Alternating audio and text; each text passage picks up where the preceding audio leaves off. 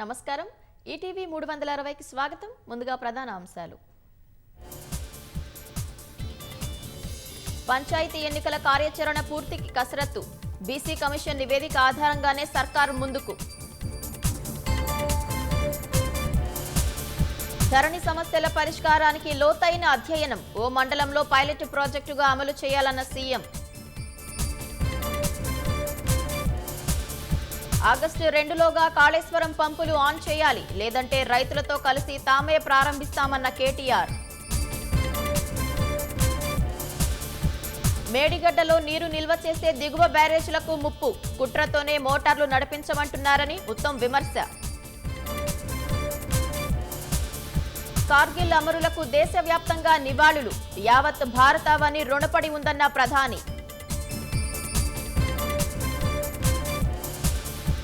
రేపు ప్రధాని అధ్యక్షతన నీతి ఆయోగ్ సమావేశం గైర్హాజరు కానున్న తెలంగాణ సహా పలు రాష్ట్రాల సీఎంలు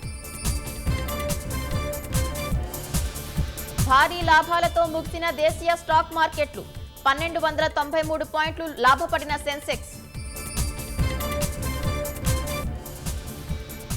మరికొన్ని గంటల్లో విశ్వ క్రీడల సంరంభం సెన్ నదిలో ఆకట్టుకోనున్న ఒలింపిక్స్ పరేడ్